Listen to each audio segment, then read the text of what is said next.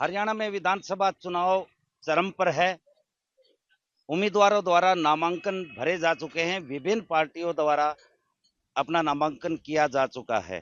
चरखी दादरी के बालडा विधानसभा क्षेत्र के गांव आदमपुर डाडी में यहाँ गांव की चौपाल में कुछ लोग बैठे हुए हैं। हम उनसे चर्चा करने वाले हैं, किसका माहौल है, किस तरह के यहाँ के लोगों का मिजाज है। कुछ लोग हमारे साथ हैं, चर्चा करते हैं। आपके यहाँ पर कैसा माहौल है? बढ़िया माहौल है जी। यहाँ बीजेपी का माहौल है और उम्मीद पतवास पर लोगों की कोई वो नहीं है, हमदर्दी है, बिल्कुल ईमानदार आदमी है।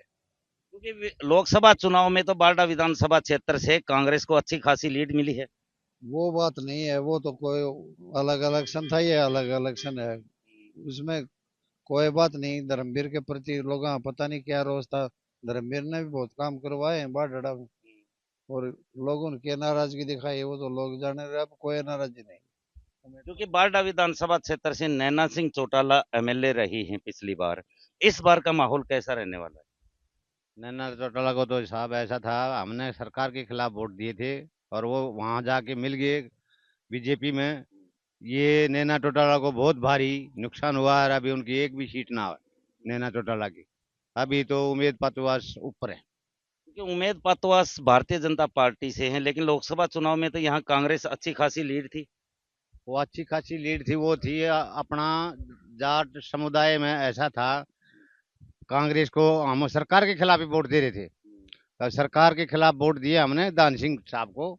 और दान सिंह साहब ने हमने 27,000 वोटों से लीड से निकाला था यहाँ से। लेकिन अभी माहौल बदल चुका है। क्यों? हमारा प्रत्याशी अभी जिसको मिलनी चाहिए थी टिकट, उसको नहीं मिल पाई। नरसिंह मान को साहब को मिल जाती टिकट तो अच्छी वोटों से जीतता हो। लेकिन किसको टिकट मिली है, कैसा माहौल है कांग्रेस? कांग्रेस का भी माहौल बिल्कुल जीरो गया जी, हमारी तरफ से तो। हमारे गांव में क्यों गया? वो वही है ना, हमारा इलाका का कुछ किसी को दिया नहीं। वो जाके लोहारू का दे दिया, सोमवीर सांगवान को टिकट, सोराण को। उससे जनता बिल्कुल नाराज है और सोराण में भी नाराज हैं। ठीक है जी। अभी पतवास जी भारी बहुमत से जीतेंगे। आप क्या कहेंगे? ये उमेद पतवा ही यहाँ से भारी बहुमत जीतेगा। हमारे गांव तो इस पर माहौल है, इसलिए जीतेगा क्योंकि पहले लोगों की कांग्रेस के प्रति रुझान था, लेकिन अभी सब बदल गया क्योंकि भारी प्रत्याशी को खड़ा कर दिया। इस वजह से लोग उससे बिल्कुल नाराज है कांग्रेस से। क्योंकि लोकसभा चुनाव में तो कांग्रेस को अच्छी खासी लीड मिली थी। अब लीड मिली थी लेकिन बाढ़ से मिली थी, लेकिन अभी लोग इसलिए नाराज हैं कि भारी प्रत्याशी खड़ा कर दिया। अगर यहाँ से रण सिंह मान खड़ा होता तो काफी वोट जीतता। अभी उमेद पतवास का एक तरफ माहौल है और इसको कोई हरा नहीं सकता। ये क्योंकि अतर सिंह मांडी के पोते सुखविंदर मांडी, जो पूर्व विधायक आपके यहाँ से एक बार विधायक रह चुके हैं, कांग्रेस में शामिल हो गए हैं। तो उसके बाद में कैसा माहौल रहेगा आपका बालडा विधान? सुखविंदर तो जीरो है जी। वो तो उसने तो पैसा कमाता है, मतलब दवा पैसा अपना कमा लेगा, सरकार में रहेगी। और लोकसभा में बात याद नहीं होती जी।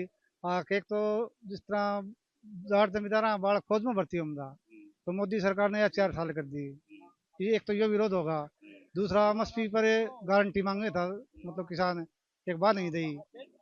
तो जब उसमें लोकसभा में तो मोदी विरोधी वोट थी जी, मोदी विरोधी वोट थी। इस कारण इसको धर्मवीर की वोट कम मिली। तो इस बार विधानसभा चुनाव में कैसा माहौल रहने वाला है? अब तो जी वो तो अब जनता को वोट बदले। वो विधानसभा का अलग वोट होते हैं, लोकसभा के अलग होते हैं, पंचायत के अलग होते हैं। तो अब तो लोगों का रुझान बीजेपी की तरफ ही ज्यादा है। क्योंकि नैना सिंह चौटाला आपके क्षेत्र से एमएलए थी, तो कितने काम करवाए हैं? इस बार क्या मुद्दे रहेंगे बालडा में? मेरे गांव में मैं पहला आदमी हूं जी, मैं जेजेपी के साथ जुड़ा था। और मेरे गांव में मुझे नहीं लगता कि कहीं एक पाइप भी कहीं लगाया होगा, और इतनी मदद करी थी जिसकी कोई हद नहीं। अभी रही बात हमारे गांव में जेजेपी की, मैं नहीं मानता कि 10 वोट होंगे। ऐसा क्या कारण, क्यों नाराजगी है नैना से? किया ही नहीं साहब, कुछ नहीं किया। हम तन मन धन साथ से, हम सच बता रहे हैं आपको। हमने नहीं देखा कि वो बनने के बाद एक बार भी वो आते हैं ना कि धन्यवाद दौरा करने भी हमारे गांव में नहीं है आज तक। रही बात अभी, भाई जैसे पिछले उसमें दान सिंह को यहाँ हल्के से जीता के निकाला था, इसी तरह से भाई उमेद पातिवास समाज सेवी आदमी है, समाज से जुड़े हुए हैं, जब से राजनीतिक में आए तब से लेके आज तक। लेकिन वो तो भारतीय जनता पार्टी से है ना। तो भारतीय जनता पार्टी से ही बता रहे हैं कि बहुत अच्छा मार्जिन से, मतलब मैं अपने गांव के बारे में बोल रहा हूँ भाई, और घूम रहे हैं पूरे हल्का बारडा में, कोई विरोध नहीं भाई का, और अच्छी खासी लीड से।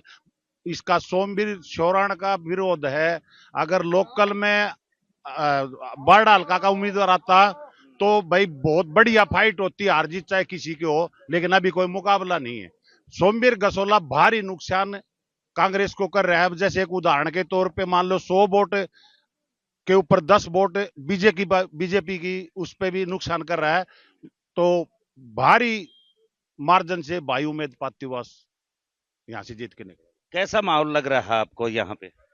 अगर सोमवीर गसोला और रण सिंह मान ये दोनों मिलके इस पार्टी कांग्रेस पार्टी को अगर जिताना चाहते हैं तो उनके लिए वोट मांगे। हम कांग्रेस का वोट देना चाहते थे और रण सिंह मान को। अभी माहौल अभी ऐसा है कि अगर हमारे पास रण सिंह मान वोट मांगने के लिए आएगा तो हम सोमवीर गढ़वासिया को वोट देंगे। यानी कि यहाँ पर जो सोमवीर चौरान है वो बाहरी नेता ये बता रहे हैं, तो उसका कितना प्रभाव रहेगा? नहीं, पर नेता ठीक है, अपनी जगह नेता हैं, सारे नेता हैं, लेकिन रण सिंह मान अगर सोमवीर गसोला वोट मांगने आए तो हम कांग्रेस की वोट देंगे। तो मतलब माहौल कांग्रेस की तरफ ठीक लग रहा है। हाँ, कांग्रेस की तरफ बढ़िया है माहौल। अगर सोमवीर गसोला अपना फार्म उठा ले और रण सिंह मान उनका साथ दें तो भारी बहुमतों से कांग्रेसी सरकार का सोमवीर का गढ़वासिया जीतेगा। आपको क्या लगता है कि आपका बारडा विधानसभा क्षेत्र में आपके गांव में किस तरह का माहौल है? ऐसा है जी।